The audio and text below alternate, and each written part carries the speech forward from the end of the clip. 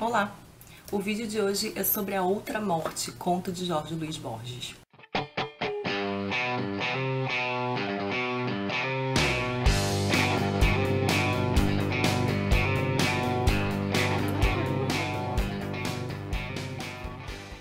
Bom, fazia tempo que eu não falava de conto do Borges aqui, né? O último vídeo foi em dezembro de 2017, agora em março, então vamos voltar para o projeto, não vamos deixar o projeto morrer. A Outra Morte é um conto bem na metade do livro, né? Ele é o 8º de 17 contos e ele vai retomar a questão do tempo, né? Então, do paradoxo do tempo. Ele vai falar então de tempo bifurcado, de voltar no tempo, de desfazer uma coisa que foi feita no tempo, né? E o Borges vai citar, né, o narrador aqui, é um conto narrado em primeira pessoa por um escritor. E então, novamente, aí uma identidade do narrador com a identidade do escritor nessa sugestão.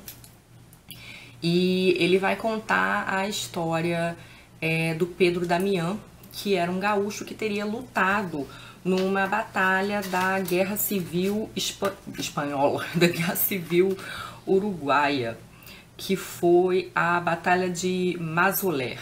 E no processo ele vai citar algumas pessoas que realmente existem. Então o conto começa com ele citando uma correspondência dele com um amigo dele, né, chamado Gannon. E esse amigo estava para traduzir um poema do Ralph Emerson chamado The Past. Esse poema é um poema sobre a irrevogabilidade do tempo, então é um poema que fala sobre como aquilo que aconteceu não pode ser refeito, não pode voltar atrás, já era, já foi. E que já é um gancho, então, para o tema do conto.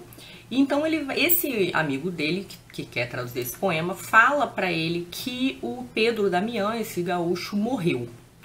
E não fica muito claro qual é a relação de Borges e desse homem com esse cara chamado Pedro Damião. O Borges, então, começa a lembrar a ficar pensando nas lembranças que ele tem em relação a esse Pedro Damião. E chega, então, nessa lembrança de que ele tinha lutado na Batalha de Mazoler. E ele fica, então, dizendo que se eu escrevesse uma história fantástica sobre esse personagem, do nada, então, ele tem essa ideia, o narrador, de escrever uma história fantástica sobre a derrota de Mazoler. Aí ele vai citar uma pessoa interessante aqui no processo de discutir essa ideia do conto dele, que é o Emir Monegal. O Emir Monegal era um crítico, né, um teórico uruguaio também, se eu não me engano, que falou muito do Borges. Um dos livros mais importantes do Monegal é um livro sobre Borges, né, sobre a poética da leitura. Então ele vai comentar que estava conversando e o Monegal sugere a ele visitar umas pessoas para ele recolher então material, né, informações sobre essa batalha. E aí o Borges vai visitar um coronel chamado Dionísio Tabares. Esse coronel, então, vai contando para ele das lembranças da batalha e fala para ele que a lembrança que ele tem do Pedro Damião é que o Pedro Damião não tinha sido um rapaz muito heróico, não, que ele tinha sido um covardão, que ele era um rapaz que ficou cantando vitória, mas que na hora da batalha ele arregou super, assim, foi super covarde, e o Borges ficou, então, super angustiado com essa informação, né? Mas ele faz uma reflexão de que os covardes são, como matéria de estudo, mais interessantes que os heróis, né? Você, quando vai investigar a vida deles, né, você encontra talvez fatos mais interessantes, mais intrigantes, questões psicológicas mais intrigantes. É um comentário assim, curioso do Borges. E aí o Borges vai falar então sobre como ele idealizava essa figura do Damião, achando que ele era um herói, e dizendo que... e do quanto ele ficou incomodado com essa ideia de que, na verdade, ele era um covarde. E aí ele vai dizer que entende, então, de uma certa forma, a postura do Damião na vida, porque o Damião era um cara muito quieto, muito sorumbático, muito tímido, e que ele acha que essa era uma postura já muito marcada, talvez, por esse arrependimento, né, em virtude da covardia dele. Então o Borges diz que ele começa a ficar um pouco sem ideias, assim, de detalhes, o Borges, ou o narrador, na verdade, né, para esse seu conto fantástico. Ele decide fazer uma nova visita para o coronel. Quando chega lá, o coronel está na companhia de um outro homem, né, um doutor chamado Juan Francisco Amaro, e que também teria lutado então na tal Batalha de Mazoler. E quando ele começa a falar das memórias dele, o Borges, ele chega a falar do Pedro Damião e o Borges fala, ah, eu sei, o covarde. E aí o Juan fala, covarde? Não, o Pedro Damião, que eu me lembro, era um herói. Foi um homem que foi na frente de batalha, morreu heroicamente, bravamente, e o Borges fica... Não, mas não é esse que correu, que se acovardou, não sei o quê. E fica tanto o Juan quanto o Coronel olhando pra cara do Borges sem entender do que ele tá falando. E aí quando o Borges tenta explicar, o Coronel diz, eu nem conheci nenhum Damião. E aí o Borges fica assim, oi? E aí ele fica, não, eu não conheci nenhum Damião não. E aí o narrador começa a ficar intrigado, né? Porque ele fica, gente, o que aconteceu? Será que eu sonhei? E aí ele começa a aventar possibilidades para aquela incongruência ali, né? Como que o homem esqueceu do cara que ele falou, né? Oi, um problema.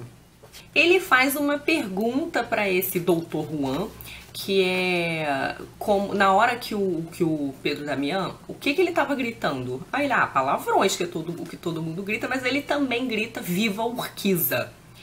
E isso é interessante porque o Urquiza foi uma figura histórica da Argentina de 100 anos antes dessa batalha de Mazoler.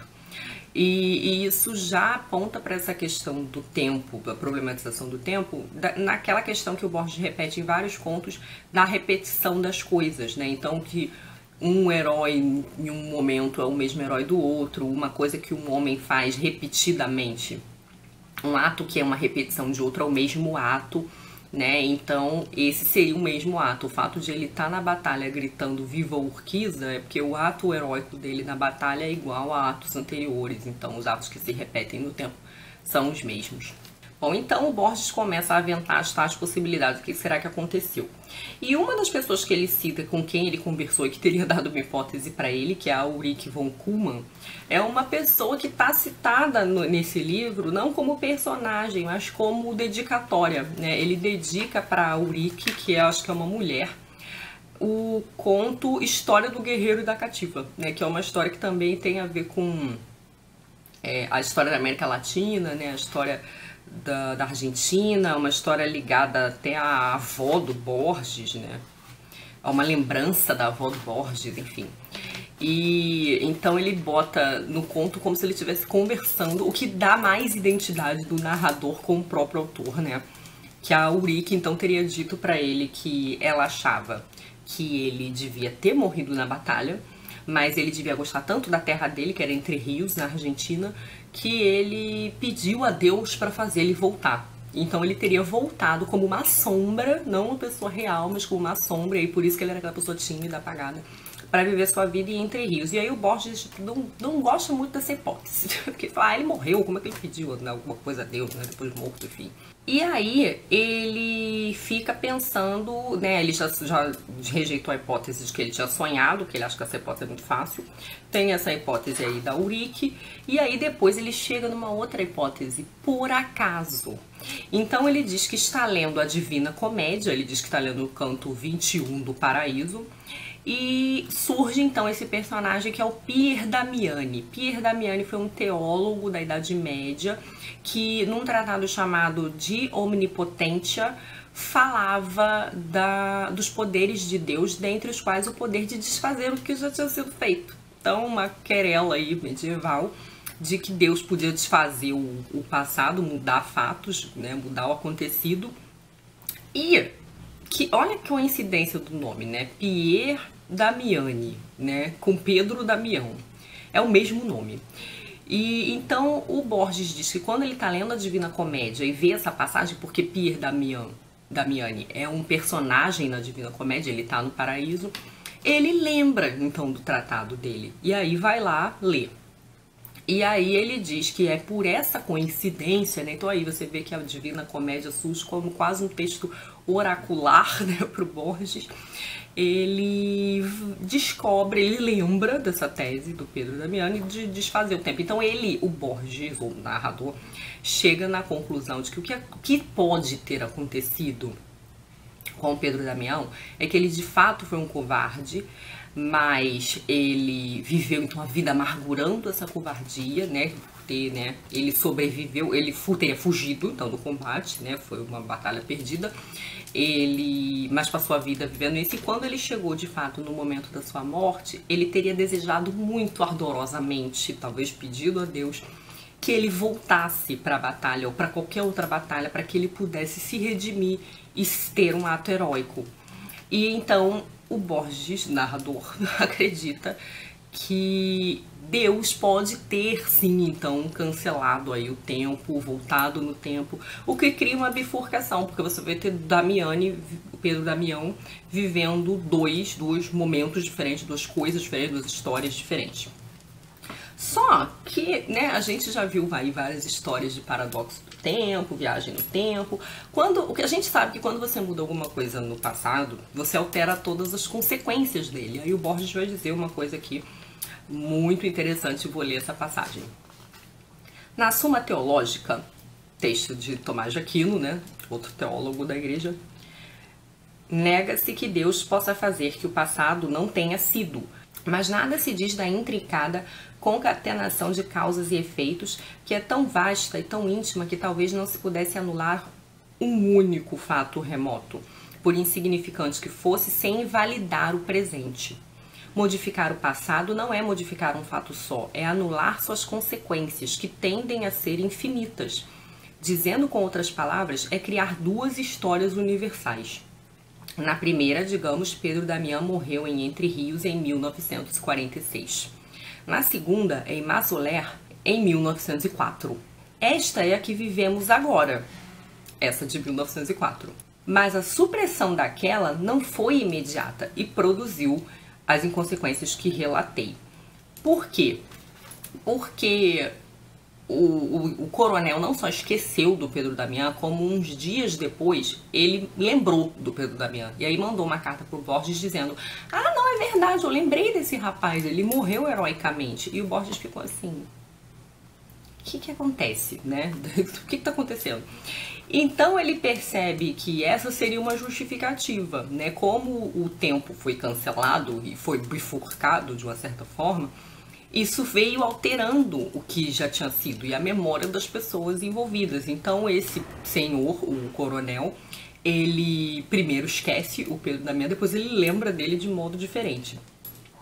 E aí o Borges vai dizer que ele mesmo está num processo de esquecimento do Pedro Damião. Ele reconhece, ele mesmo identifica isso aqui.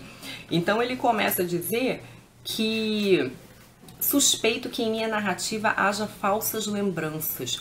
Ele começa a dizer que ele no início do conto fala que ele viu Pedro Damião uma vez na vida só, que a maior lembrança que ele tinha dele era uma lembrança de uma fotografia. E aí, mais pro fim do conto, ele vai dizendo assim: eu percebi que quem eu lembrava, a imagem que eu tinha do Pedro Damião não era o Pedro Damião, era um ator que interpretou o Otelo. Então você vê que ele vai...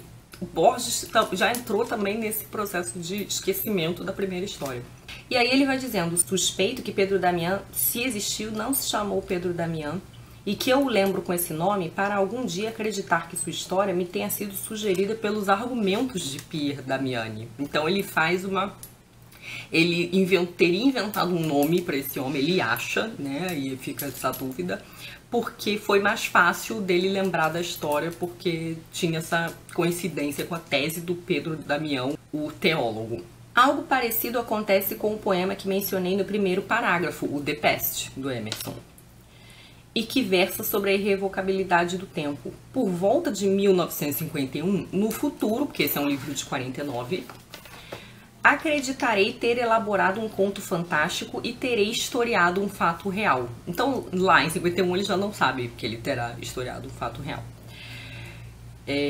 Também o inocente Virgílio faz que há 2000 anos pensou anunciar o nascimento de um homem e vaticinava o de Deus. Ele está fazendo menção aqui a um texto do Virgílio chamado Bucólicas, é um conjunto de poemas, e a quarta bucólica é um texto em que o Virgílio... ele cita, ele diz que um menino vai nascer e que esse menino vai ser muito poderoso, que ele vai ser como os deuses, e esse menino vem com uma virgem, e que com a chegada desse menino vai acabar a Idade do Ferro, vai ter início a Idade de Ouro. E durante, esse é um texto, se eu não me engano, de 60 anos antes de Cristo, mas esse texto ele vai ser lido por alguns cristãos, primeiros cristãos, outros, enfim, como uma possível profecia, né? Uma profecia fora do mundo hebreu, né? Então é como se Virgílio sem saber inventou lá uma história de um menino, mas sem saber ele estava prenunciando fazendo uma profecia cristã, né? E então o Borges faz essa comparação aí com ele de que dessa literatura aí oracular, né? Eu achei que estava fazendo uma história fantástica, na verdade estava falando de alguma coisa que aconteceu, né? Como pode ter acontecido com o Virgílio também. Virgílio estava inventando alguma coisa e também poderia estar prenunciando o surgimento de alguém muito importante, né? Do Deus encarnado.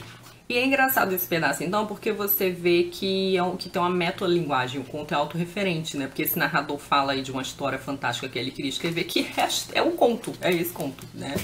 E essas referências literárias aqui são muito interessantes, né? O primeiro conto desse livro é uma homenagem ao Homero, que é o imortal. Ele aqui no meio do livro, então, retoma aí de uma certa forma esse caráter oracular da literatura, com a Divina Comédia e com Virgílio nas bucólicas, e ele vai encerrar esse livro com um conto chamado Aleph, que também é uma homenagem à Divina Comédia, que também de uma forma, um caráter mágico do livro, também de uma certa forma uma coisa oracular, de uma certa forma algo que está para além da ficção, da literatura, enfim, né, e que tem uma importância grande no surgimento da cultura, enfim. É isso, então, me digam o que vocês acharam do conto, se vocês gostaram, se vocês fizeram leituras diferentes da minha. Beijinhos e até a próxima. Tchau!